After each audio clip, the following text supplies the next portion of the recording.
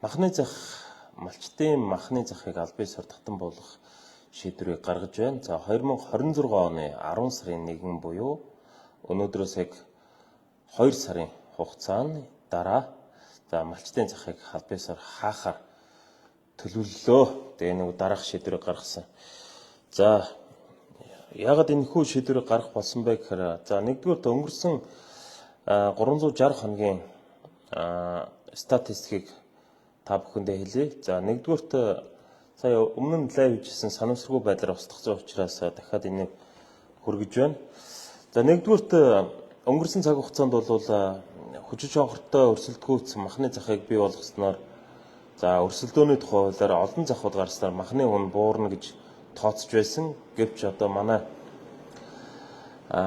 Монголд бол бизнесийн онлын дагуу бизнес явдггүй гэдгийг бас харж болохоор байна. За нэгдүгээрт өнгөрсөн онд бол одоо тарга твэрэг маш муу авсан улмаар за гадагш нь Орос за Турк Иран Ирак Араб Хятад гэх улс орн руу бол ямар ч квотгүйгээр экспорт нь гаргасан. За энэ жил засгийн газрын шийдвэрийг харахад бол экспортыг хязгаарлах бодлого байх шиг байна. За дээрэс нь Монгол улсын хэмжээнд өнгөрсөн 2025 мөн энэ 26 онд бол ганцуд тохиож байгаатай холбогдуулаад махны үн төдийлөн бас буухгүй байна.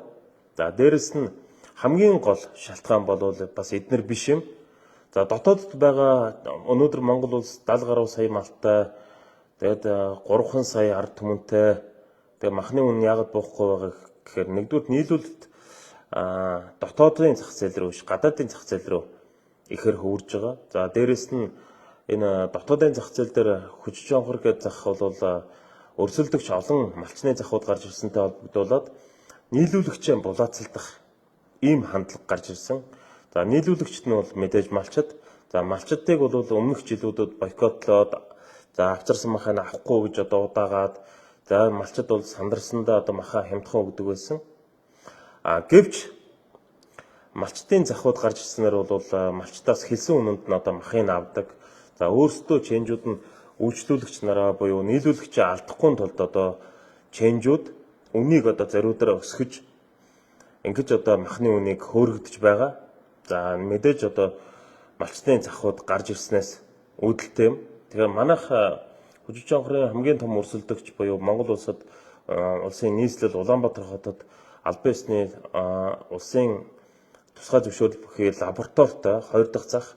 Тэгээ манай зах үйл ажиллагаагаа хаачих юм бол нэг талаас малчтад их хохиролтой юм. За өнгөрсөн 1 жилийн хугацаанд бол малчд за малчтын зах нэртэй гарснаар бол хүчит онхрын болон бусад одоо эмээлт тэгээ орон нутгийн ченжүүдэд бойкотонд орохгүйгээр за малчтын захууд дээр ирээд махаа зардаг байсан. За энэ байдал бол энэ 10 сарын 1-ээс бол ингээд зогсож байна. За шалтгаан бол хэрвээ энэ нөхцөл байдал удаан үргэлжлэх юм бол нийлүүлэгчээ булаацалдсан баахан захууд бий болно. Ингэснээр бол нийслэлийн суурьшмал соёл иргэншилтэй нийслэлийн болон аймагуудын ард нийтлэг ард иргэдэд бол нэлээд хохиролтой юм. Уг нь бол онлын хувьд мах үнэтэй байх нь бол хөдөө орон нутгийн малчдыг илүү олон болгох, эзгүй одоо тал нутгийг эзэнтэй болгох, илүү фермерийн болон чанарлаг махны сортыг сайжруулахад энэ нөлөө үзүүлэх учиртай.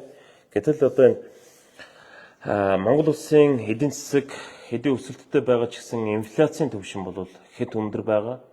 За инфляц өндөр байгаа, цалин тэтгэвэр бол өндөр нэмэгдэхгүй байгаатай холбогдуулаад иргэдийн худалдаа авах чадамж одоо сөргөөр нөлөөлж байна гэсэн дүгнэлтийг манайх гаргасан учраас махны захыг ер нь зогсооё гэсэн ийм шийдвэрийг аль биесээр гаргаж байна.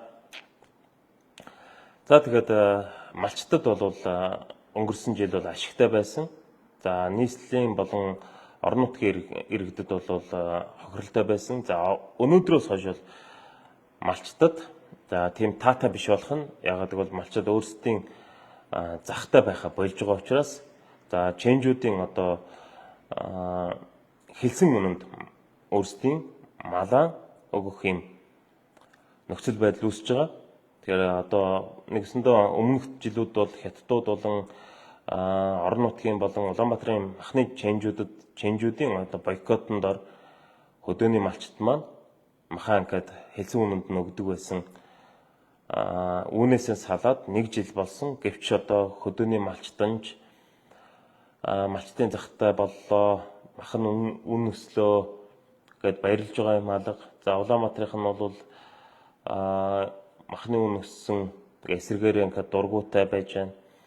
За нийт ард түмний хувьд бол махны үн одоохондоо өсөх нь бол таагүй нөхцөл байдал үүсэж байна гэж би хувьдаа харсан учраас манай хамт олон ярилцаад махны захыг ер нь болёо гэсэн энэ шийдвэрийг гаргаж байгаа. Гэхдээ манай дэв түрээсэлж байгаа болон махаа зарж байгаа улсуудад дараагийн одоо ажлын байраа олохтон зориулаад 2 сарын хугацааг олгож байгаа. Ингэснээр бол 2026 оны 10 сарын 1 хүртэл байлгаад 10 сарын 1-ээс бол махны захыг малчтын махны захыг аль биесээр зогсоохоор шийдвэр гаргалаа. За хэрвээ зогсоовол ямар үр дүнд хүрэх гэхээр мэдээж хүчил чонхрын ченжүүд, эмээлтийн ченжүүд бол нөгөө малчтайгаа тодорхой хэмжээнд бойкот хийгээд хэд дуртай үнэндээ авах бах. За ингэснээр бол Монголын махны зах зээл дээр бол тодорхой хэмжээний үнийн одоо уналт бий болно. Улмаар бол өрсөлдөөн байхгүй учраас хэдхэн ченжүүд хувилдаад үнийг бол навс болгох нь боломжтой юм. Ер нь бол 2 өдөр ченжүүд нийлээд бүх ченжүүд ярилцаа мах авахгүй байхад бол махны ханш огцон буух ёстой. Гэхдээ бас нөгөө талаараа бол энэ одоо гадагш нь Монгол Улсын засгийн газар хөдөө аж ахуйн яам махны экспортыг хязгаарлахгүй байх нь өөрөө дотоодын махны зах зээлийн үнийн одоо өсөлтийг үүсгэж байгаа гэдгийг бас мэдж байх нь зүйтэй. За магадгүй манай малчтын захууд гарч ирээд нийлүүлэгчтэй булаацалдаад хүчил чонгорхон болон бусад одоо хэд хэдэн малчтын зах байдаг шиг санагдаж байна. Тэд нар өнгөрсөн жил бол борооны дараах мөг шиг маш олон гарсан шүү дээ. За тэд нар нийлүүлэгчтэй булаацалдаж одоо малчтаас махыг аль болохоор өндөр үнээр авах ийм өрсөлдөөнүүд бий болсон. За ингэснээр ч бас махны үн өссөн ийм тохиолдлууд бий. Тэгэхээр аль биесээр 10 сарын 1-ээс малчтын зах маань үе талгаа аль биесээр хаана. Тэгэхээр махны үн бол буух нь бол ойлгомжтой юм аа. За бид нар яг энэ махны үн буудаг үеэр бид нар махныхаа захыг хаахаар ингээд шийдвэр гаргалаа.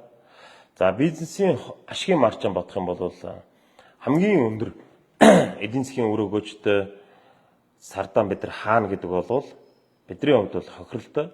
Гэхдээ бид нар өөр бизнесүүд хийгээд хангалттай өндөр ашигтай явчих боломжтой учраас энэ монголчуудын одоо хамгийн их анхдагч хэрэгцээ болох одоо махан бүтээгдэхүүнээр оролдох нь Деми гэсэн компани бодлого гарсан. Тэгээ манай компани бодлого бол үндсэндээ өөрсдийн гар урлалын чаддаг зүйлсүүд дээр илүү их төвлөрлийг бий болгохоор зорж одоо дараагийн арга хэмжээнүүдэд ажлуудаа төлөвлөхөөр болсон. Тэгэхээр ер нь бол бид нар ч гэсэн өөрсдийн чадахгүй салбар руу хэтэрхий хөрөнгө хаях шаардлагагүй гэж үзсэн. За тэгээд товчхондоо иймэрхүү байна. Тэгээ махны үн ирэх 9 сараас тэгээд хүссэн үсэг нийлүүлэлт ихсээд ирэхээр бууж таарна. За тэр үед бол манайх малчтынхаа захыг аль биесээр хаана. За тэгснээр махны үн дахиад буух боломжтой гэж үзэж байна. За юм байна. Тэгээд өнгөрсөн жилийн хугацаанд бол хүчил чонхор малчтын зах нэгдснээс болоод махны үн өссөн гэж л одоо баахан шоу хийсэн. Тэгээ одоо та нараа өөрсдөө буулгах чинь үлдлээ. Амжилт хүсье. За юм байна. Өчигээ тухтай сайхан өнгөрүүлээрэ баяртай.